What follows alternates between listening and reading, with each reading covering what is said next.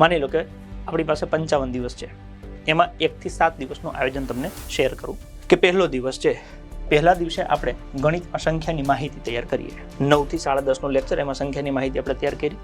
રિઝનિંગમાં 10:30 થી 12 આપણે Roman number ભણ્યા, એક ટોપિક. 4 થી 5:30માં બંધારણમાં અનુસૂચિ અને ભાગ તૈયાર કર્યા અને 5:30 થી 7માં ગુજરાતના જિલ્લાની રચના તૈયાર કરી. હવે બીજા દિવસે સવારમાં 8 વાગે આ બંનેની ટેસ્ટ આવી જશે. ગણિત રિઝનિંગની ટેસ્ટ સવારમાં આવી જશે અને બપોરે 3 વાગે આની ટેસ્ટ આવી જશે. એટલે આગલા દિવસે જે તૈયાર કર્યું એની બીજા દિવસે ટેસ્ટ આવતી રહેશે ડેલી. સવારે 8 વાગે અને બીજી ટેસ્ટ આવશે 3 વાગે. 8 વાગે 8 થી 9માં તમે ટેસ્ટ આપી દીધી, તમને ખબર પડી કે ગઈકાલે ભણ્યા હતા એમાંથી આપણને લગભગ બધું આવડી ગયું છે. કાંઈ બાકી હોય તો એ દરમિયાન તમે શીખી લો. ફરી પાછું 9 વાગે સંખ્યાના પ્રકાર આગળ વધ્યા, સરવાળા, બાદબાકી, ગુણાકાર, ભાગાકાર, ટુ ધ પોઈન્ટ.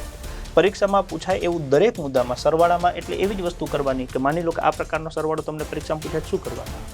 એટલે દર વીક સોમથી શનિ ભણવાનું, રવિવારે પુનરાવર્તનને ટેસ્ટ.